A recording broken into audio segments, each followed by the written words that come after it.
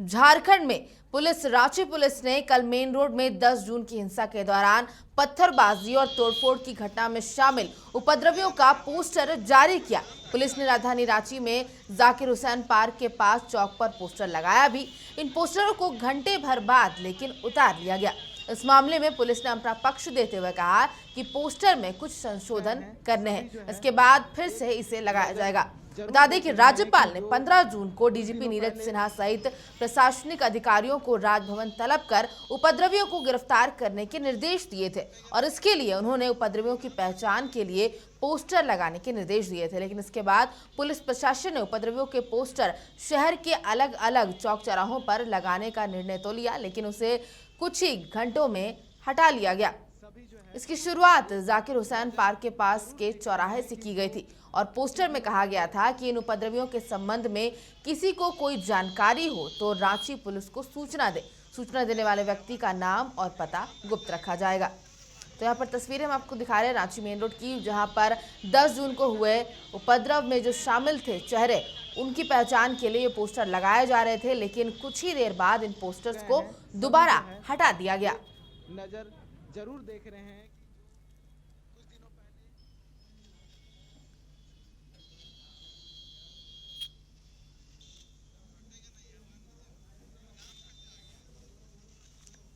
इन posters में खास करके बात करें तो नवाब चिश्ती का जो नाम है वो काफ़ी शामिल है, जहां पर कई विधायकों के साथ भी नवाब चिश्ती का जो फोटो है लगातार सोशल मीडिया पर वायरल हो रहा है। और कह सकते हैं नवाब चिश्ती की बात करें तो पहले भी उसके खिलाफ कई आरोप दर्ज किए गए हैं और पहले भी ऐसे भड़काऊ वीडियोज और फोटोज वायरल करने में ये नाम पहले भी सामने आता रहा है।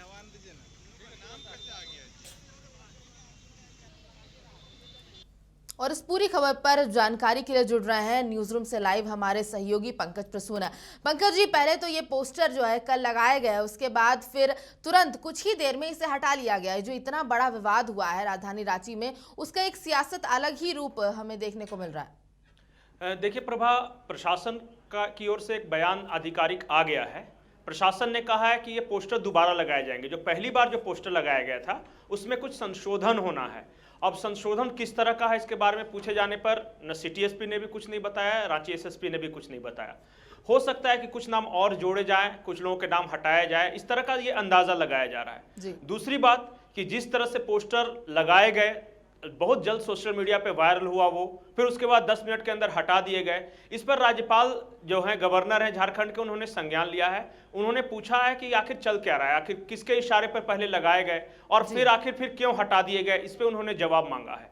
तीसरा ये सवाल यह है कि जो पुलिस का कहना है कि इस दंगे में, जो भी रांची में दंगा हुआ था, उसका एक मास्टरमाइंड था और मास्टरमाइंड ने ही ये व्हाट्सएप ग्रुप भी क्रिएट करवाया, उसी ने लोगों को मोबिलाइज भी किया और तैयारियां बहुत पहले से चल रही थी जिसे पुलिस पकड़ नहीं सकी। वो अचानक इतने सारे पत्थर नहीं आ गए थे, अचानक वो शीशे के बोतल नहीं आ गए थे जो फेंका जा रहा था घर की तरफ। हथियार भी भीड़ में कुछ लोगों के पास था। करीब, पुलिस का दावा है कि करीब 80 राउंड फायरिंग भीड़ की तरफ से हुई। तो ये सब स्वतः स्फूर्त नहीं हो सकता, इसके पीछे बहुत पहले से प्लानिंग चल रही थी। सिटी एसपी अंशुमान जी का कहना है कि हमने मास्टरमाइंड की पहचान कर ली है, कुछ सुराग भी हमारे हाथ लगे हैं, लेकिन हम उसका नाम अभी डिस्क्लोज नहीं कर सकते। जैसे ही वो पकड़ा जाएगा उसका नाम डिस्क्लोज कर दिया जाएगा। जी पंकज, कहीं ना कहीं कह सकते हैं केंद्र जब से इसको लेकर गंभीर हुआ तब से और पुलिस जो तेजी से इस पर कार्रवाई कर रही है, लेकिन जो बयान सामने आ रहे हैं, अगर हम सुप्रियो भट्टाचार्य की बात करें तो उन्होंने भी कहीं ना कहीं कहा कि पोस्टर को लगाने से पहले ये सोच लेना चाहिए था कि समाज पर इसका क्या असर पड़ेगा। जेएमएम शायद उससे इतना सहमत नहीं दिख रही थी, तो इसको लेकर के क्या कुछ सोचती है वो? क्योंकि अभी कल ही हमने बयान सीएम का चलाया था जहां पर वो पेट्रोल लेकर सड़क पर चलने की बात कह रहे थे। देखिए प्रभा, अब जो रांची में जो कुछ भी हुआ उससे लेकर राजनीति तो हो ही रही है। अब बताइए कि पुलिस प्रशासन अपना काम करे या झारखंड मुक्ति मोर्चा से पूछकर पोस्टर लगाए। अगर सरकार से पूछने की बात है तो सरकार में जो कंसर्न अधिकारी हैं उनकी राय ली गई थी या नहीं ली गई थी, ये सवाल हो सकता है। लेकिन सुप्रियो भट्टाचार्य का ये कहना कि ये देख लेना चाहिए था, इन्होंने ये सलाह मीडिया के जरिए क्यों दी? क्या उनके पास कोई दूसरे तरीके नहीं थे पुलिस को ये बात बताने के लिए? और एक दिन बाद इस तरह की बयानबाजी का क्या मतलब? सवाल भाजपा का ये है कि आखिर इरफान अंसारी जो डे वन से इस तरह की बयानबाजी कर रहे हैं, ट्विटर पे कर रहे हैं, वो किसके कहने पे कर रहे हैं? क्या उन्होंने इसका असर समझने की कोशिश की कि उनकी बयानबाजी से पुलिसिया जांच पे क्या असर पड़ेगी?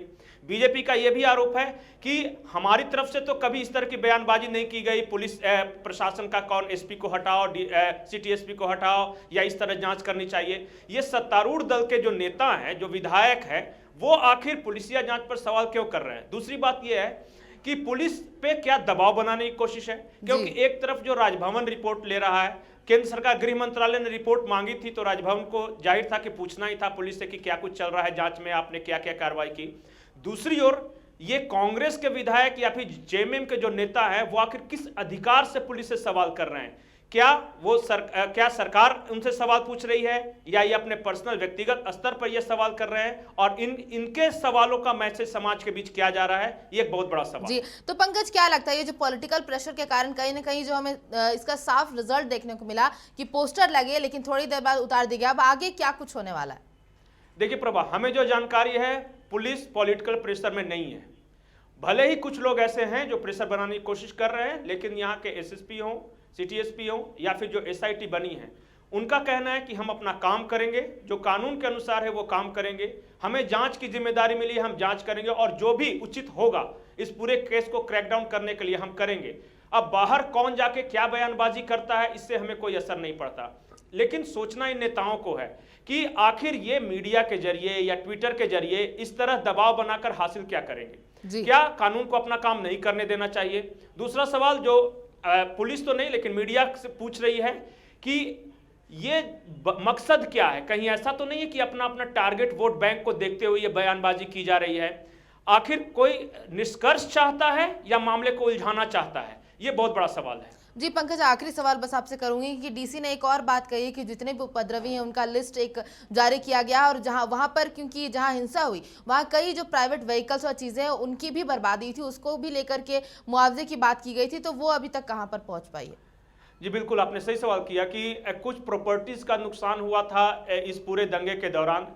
किसी की गाड़ियां तोड़ी गई थी, किसी के दुकान पे पथराव किया गया था, किसी के मकान पे किया गया था। तो पुलिस अभी आकलन कर रही है कि कुल कितने का नुकसान हुआ, और जिन लोगों का नुकसान हुआ, एक अभी तो ये नहीं कह सकते कि वसूली होगी, लेकिन एक चर्चा चल रही है कि जिन्होंने तोड़फोड़ की या फिर जो भी इस हिंसा में शामिल थे, क्यों ना उनसे वसूली की जाए। लेकिन अभी ये बिल्कुल प्राइमरी स्टेज पे है, अभी इस बारे में कुछ फैसला नहीं हो सका है। चलिए, तमाम जानकारियों के लिए बहुत बहुत शुक्रिया पंकज। तो यहाँ पर हम आपको दिखा रहे थे ये खबर जहाँ पर कल जितने भी उपद्रवी हैं उनका जो पोस्टर है वो जारी किया जा रहा था, और बात कही जा रही थी कि राज्य के जितने भी अहम चौक चौराहे हैं वहाँ पर ये पोस्टर लगेगा, लेकिन इसकी शुरुआत एक जगह से हुई और वहीं पर पहले ही जगह पर कुछ ही घंटों में या फिर कह सकते हैं 1 घंटे में ही मात्र ये पोस्टर दोबारा हटा दिए गए हैं।